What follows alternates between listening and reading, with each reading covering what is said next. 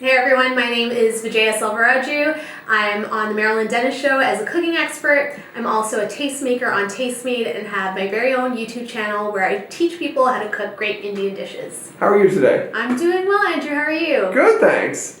This initiative is really fascinating to me because I don't think people maybe fully appreciate how important it is for new Canadians to actually be outfitted with coats. I mean, I don't think maybe we all understand how difficult it is for new Canadians. Oh no, for sure. And I'm so excited to be partnering with Quaker on this campaign. It's called the Warm Welcome program, and there are over 200,000 newcomers that are coming to Canada this year, of which many are in need.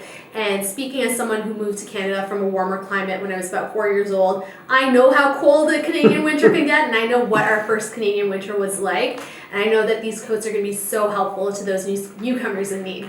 Well, it's amazing too because most of Canada does get very cold. Yes. How shocking was it for you those first couple years? I'm assuming for a few years it must have been pretty shocking. Well, the thing is I was a little kid when I came, so I think little kids are super resilient, right. And they're excited. The thing is, for my parents, they've experienced colder climates in the past before in their travels, but I don't think they've ever experienced snow firsthand, at least like a Canadian winter. Right. And so I think when they first came here, they were excited because they'd only seen snow in movies and TV shows and posters and stuff like that, but to see snow in person is a completely different thing. And so they embraced it wholeheartedly, but I just remember my mom walking us to school, and it was like a 15-minute walk with the snow and the wind blowing in our faces. It was so intense. But that was our warm welcome to Canada. And it is interesting because, there's one thing about snow between maybe November and the beginning of January, but January through March can be very, very brutal, I guess you could say. Super intense. We had snowsuits back in the day. So that's how we stayed warm, and my mom was bundled up with hats and gloves and scarves, the works. So I'm so excited to be a part of this initiative, and in that, Quaker's helping these newcomers who have so many other things to focus on, the logistics of where they're going to live, where their kids are going to go to school. So the fact that they're taking care of these winter coats, I think, is fantastic. That's cool. How does warm welcome to you, what does that mean in terms of cooking and food? Oh, it means eating something warm and delicious first thing in the morning. And of course, Quaker oats are so easy to cook, and I like to substitute oats for other grains like rice, just because it's so fast and super delicious and nutty. What would be a good example of that, where you would replace rice in particular? So the two dishes that I created for this Quaker campaign are an oatmeal upma, which is a South Indian savory porridge. So not a lot of people think to eat oatmeal in a savory form. Right. And so the upma has the flavorings of chili and onion, and then cashews and a few vegetables, and it's super hearty, really delicious, and it just gives you the flavor of India.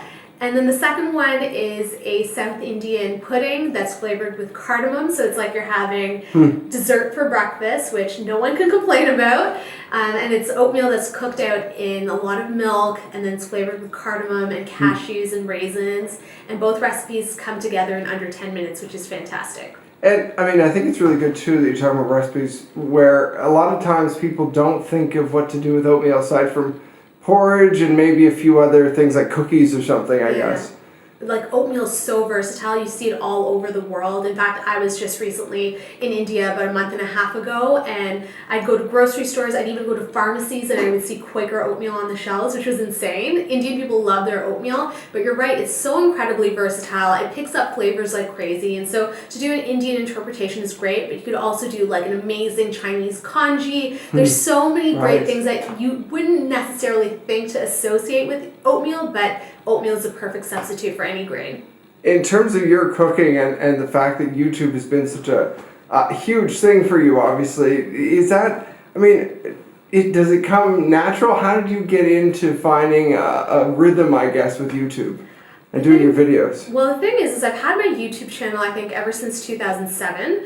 And I wasn't consistent in posting. I was still trying to find myself. And my first YouTube videos were me taking my laptop on like little adventures. So I went on a trip to Europe, and I was the nerd that would open up my laptop, set up the webcam, and sit there like eating a Frankfurter and describing how it tasted. And now when I look back on those videos, I totally cringe because they're super pixelated and I'm weird. And but we all get our start in YouTube somewhere. Right. And I think the great thing about YouTube, it's such a great form of self-expression, and you really get to know who you are in front of a camera.